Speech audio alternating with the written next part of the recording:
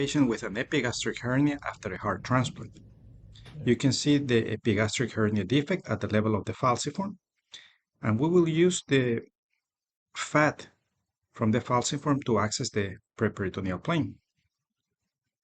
From the tip of the instrument to the articulating joint is 2.2 centimeters, and we measure at least 3 of them to access the preperitoneal space. If you notice, I use only one jaw of the scissors. And we open the peritoneum and gain access into it.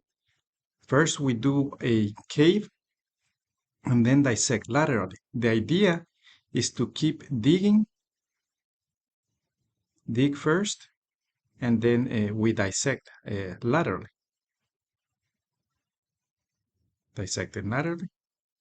Now we move caudal to the hernia defect, and we can start seeing here the shadowing of the rectus muscles. Now we go up cranial to the hernia until we develop the volcano sign, and the incarcerated preperitoneal fat is reduced. And I like to reduce this without using energy as much as possible because we don't want to burn the skin.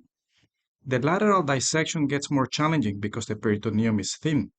What I do is with the scissors, I push the anterior abdominal wall, and with the fenestrator, I push the peritoneum down.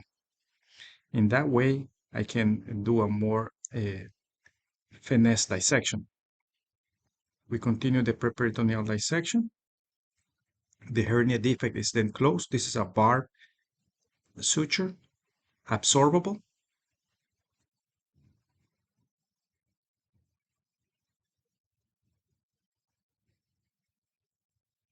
Introduce a macroporous polypropylene mesh to provide good overlap.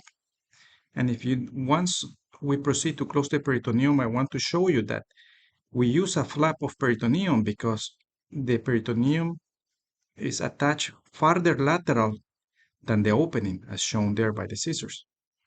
In that way, we are providing a flap of tissue to cover this mesh. We're closing here the defect. Inspect the line. Make sure there's no other fenestrations in the peritoneum. Thank you.